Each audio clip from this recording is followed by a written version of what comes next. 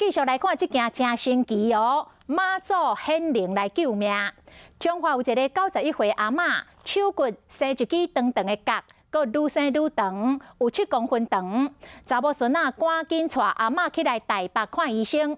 啊，要开刀进前，到妈祖庙拜拜，想袂到妈祖来指示，爱因转去中华一间大病院来开刀，佮有知名医生哦。所以哦，因就摕迄张妈祖所开的转诊单，转诊找到医生，顺利开刀救着一命。啊，互妈祖点名，这个医生嘛讲真神奇。啊，那阿嬷的手骨的迄支角是真罕见的皮角，开刀切互清气了后。都无代志咯。中华一个91岁阿嬷正手骨发长长的角，家己底部是肉色的，胃皮肤开始捅出外边，跟哪来哪尖，伊的大小有7公分长，4公分宽。他是没有觉得可怕啦，是旁边他的朋友啊都觉得说，哎，阿嬷你好可怕哦。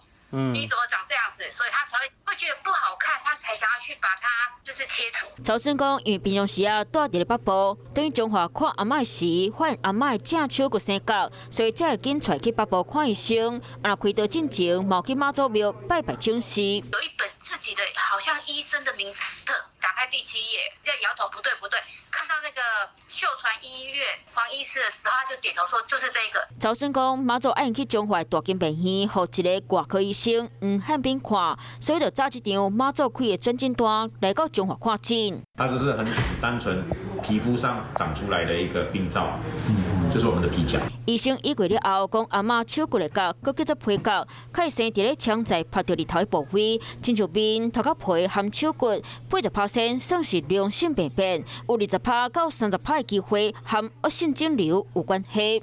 病毒疣其实有类似，只不过的话，我们讲病毒疣，我们讲长鸡眼的话，一般它都小小的，所以跟阿嬷一开始原先的病灶像花生米一样那么大，其实有类似，只不过的话，因为它不断的增生，然后说老人家看到有长一个东西出来，不太敢去碰它的话，它就这样不断的一直长。